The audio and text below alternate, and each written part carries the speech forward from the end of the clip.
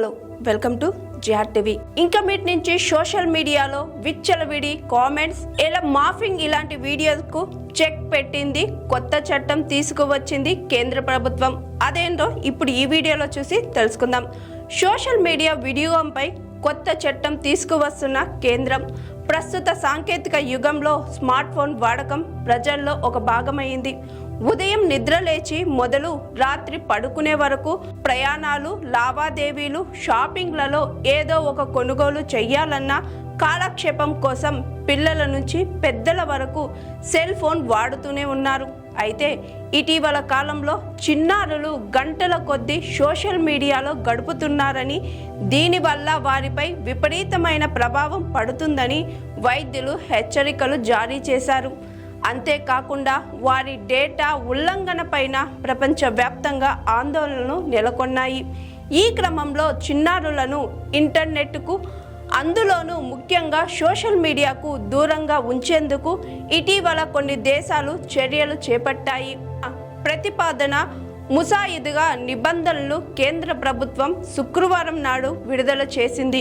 ఇందులో ప్రధానంగా 18 ఏళ్ల కన్నా తక్కువ వయసు ఉన్న పిల్లలకు సోషల్ మీడియా అకౌంట్స్ ఓపెన్ చేయడానికి తల్లిదండ్రుల సమ్మతిని తప్పనిసరి చేసింది. ప్రజలు దీనిపై సూచనలు, అభ్యంతరాలు పంపాలని తెలిపింది. MyGovernment.in వెబ్సైట్లో తమ అభ్యంతరాలు, సూచనలు పంపవచ్చు. ఫిబ్రవరి 18 తరువాత వీటిని కేంద్ర ప్రభుత్వం పరిశీలించనుంది. వచ్చిన అభ్యంతరాల ఆధారంగా ముసాయిదాలో మార్పులు, చేర్పులు చేసి చట్టాన్ని తీసుకురానుంది. Ministry of electronics and information technology జారీ చేసిన నోటిఫికేషన్ ప్రకారం చిన్నారులు సోషల్ మీడియా ఖాతాలను తెరవాలంటే తల్లిదండ్రులు లేదా సంరక్షకుల అనుమతి తప్పనిసరి. అది ఖచ్చితంగా ధృవీకరణమైందిగా ఉండాలని నిబంధనలో పేర్కొనున్నారు.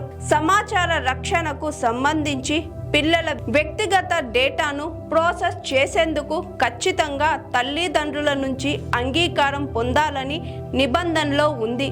దీనివల్ల సోషల్ మీడియాలను నిర్వహించే సంస్థలు చిన్నారుల వ్యక్తిగత డేటాను వాడుకోవాలన్నా, భద్రపరుచుకోవాలనుకున్నా తల్లిదండ్రుల సమ్మతి పొందిన తరువాతే సాధ్యమవుతుంది.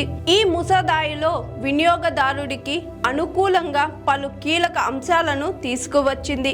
డేటా సంరక్షణపై వినియోగదారులకు పూర్తిగా నియంత్రణ ఉండేలా నిబంధనలు రూపొందించారు. వ్యక్తిగత సమాచారానికి సంబంధించిన కంపెనీలు మరింత పారదర్శకంగా ఉండాలి. తమ వ్యక్తిగత సమాచారాన్ని కంపెనీలు ఎందుకు సేకరిస్తున్నాయి అని అడిగేందుకు అవకాశాన్ని కల్పించారు. సేకరించిన తమ సమాచారాన్ని తొలగించమని వినియోగదారులు డిమాండ్ చేయవచ్చు. ఒకవేళ డేటా ఉల్లంఘనకు పాల్పడితే సదరు కంపెనీపై 250 కోట్లకు జరిమానా విధించే ప్రతిపాదనను పొందుపరిచారు కేంద్ర ప్రభుత్వం. చూశారు కదండి. ఇలాంటి ఇంట్రెస్టింగ్ వీడియోస్ కోసం జిఆర్ టీవీ ఛానల్ని చూస్తూనే ఉండండి. చేయండి, కమెంట్ చేయండి అండ్ సబ్స్క్రైబ్ చేయండి GR TV. Hi, this is Monica. Please like, share and subscribe GR TV.